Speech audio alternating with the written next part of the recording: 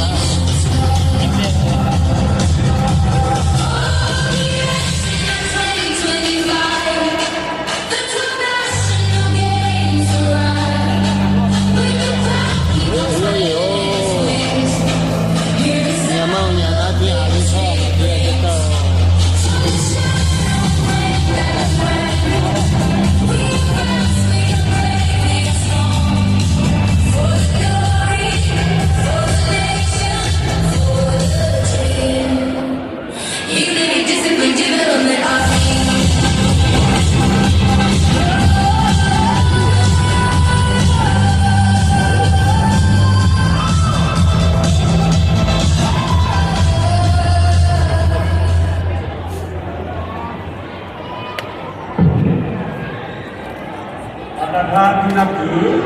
มาห้องนี้มีทางการงานมหกรรมกีฬาแห่งชาติครั้งที่12ได้เปิดขึ้นอย่างเป็นทางการแล้วทางหน้าคณะจัดตั้งที่ขอแสดงความเข้าใจขอพนักงานสภาประเทศพร้อมด้วยพนักงานธนาคารการนำพักนั้นพร้อมด้วยแขกผู้เกียรติผู้ทานผู้ฝึกนักกีฬาทุกวัดส่วนและคนสนใจกับความร่วมกันที่ได้ให้เกียรติของมวลพิธีเปิดงานในครั้งนี้ขออวยพรในบรรดาท่านจงมีสุขภาพแข็งแรงมีบุญสำเร็จในหน้าที่ของบรรดาท่านทุกประการต่อไปขอมอบเวทีให้ผู้ทรงภาคนามดำเนินศาสนาขอขอบใจ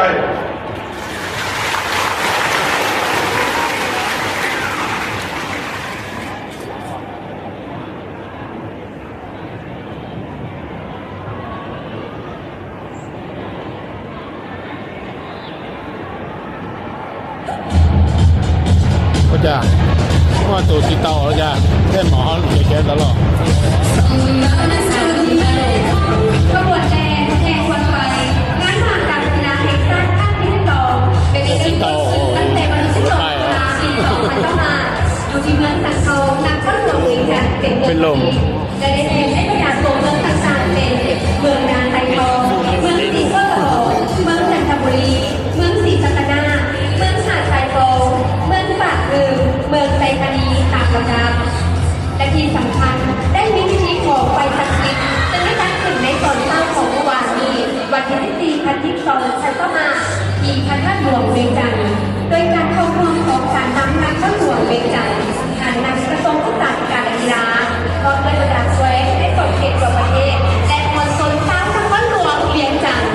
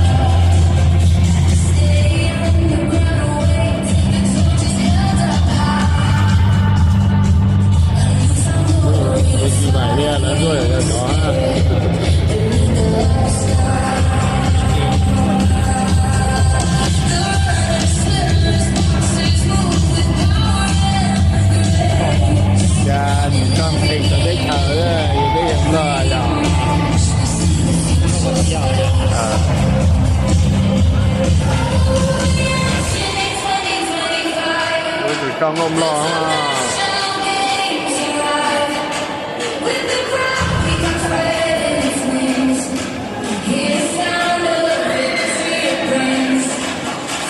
ในกิริจองก็ผมรอ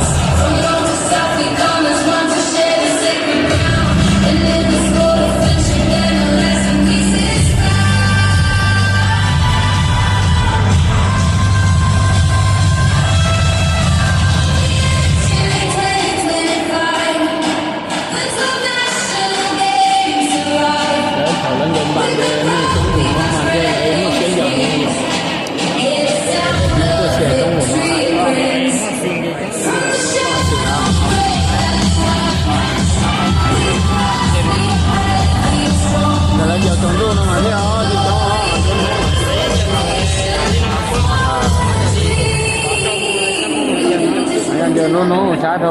จะมั่วหนึ่งใช้เหรอ 人家能慢慢也很晒噻，装备是挺少的，那个新鲜地条了，你的装不是很香的味道，有味道，就是冷干的。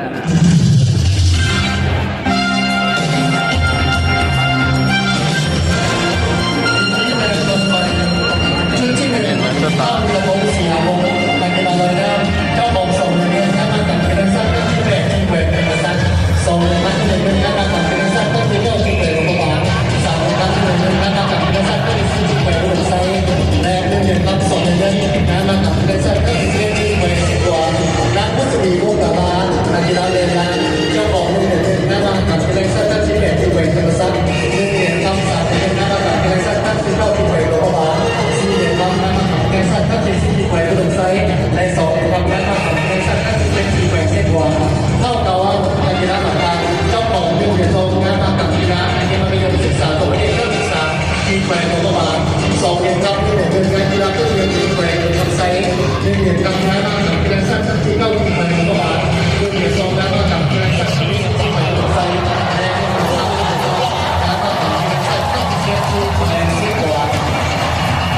จุดที่สอง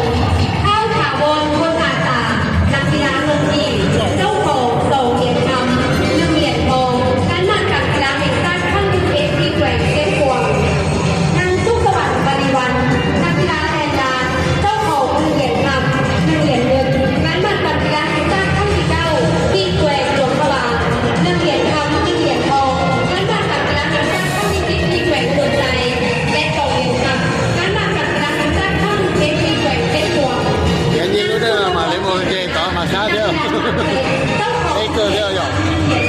และมาจากกีฬาแข่งขันทุกจากทั่วประเทศที่แกว่งจากตารางส่งเหรียญทำ1 เหรียญเงินและมาจากกีฬาแข่งขันขั้นที่ Tỏ ý dù là nó ที่ nhá. แกว่งอุดมไทยและ1 เหรียญทำ1 เหรียญเงิน1 เหรียญทองและมาจากกีฬาแห่งชาติขั้นที่11ที่แกว่งเส้นหัว Nữa luôn mà auto ăn mày để lo thì dâu à. ชุดที่3ข้าวพุทธกรพุทธเวชนักกีฬาบานพ่วงเจ้าของเหรียญเงินและนำกีฬาสัตว์ท่านเทียวชินฮอลล์เป็นฉันเรื่องเหรียญนำและนำกีฬาสัตว์ท่านที่7ที่แหวนสวรรค์เกตเรื่องเหรียญนำและนำกีฬาสัตว์ท่านที่8ที่แหวนตะประสักเรื่องเหรียญเงินและนำกีฬาสัตว์ท่านที่9ที่แหวนหลวงพ่อบางและเหรียญนำและนำกีฬาสัตว์ท่านที่11ที่แหวนสิบกว่าน้ำวิทย์โดยทองคำทิพย์นักกีฬาเรือเจ้าของสามคนทั้งเรือจองและนำกีฬาสัตว์ที่11ที่แหวนสิบกว่าเข้านักกีฬาอินทรีสุวรรณนักกีฬาบัตรเส้นเจ้าของ2 เหรียญทอง1 เหรียญเงินการนำกีฬาสัตว์ท่านที่10ที่แหวนผู้หลงไซและ1 เหรียญทอง1 เหรียญทองงานอาหารกีฬาสัตว์ท่านที่11ที่แหวนสิบกว่า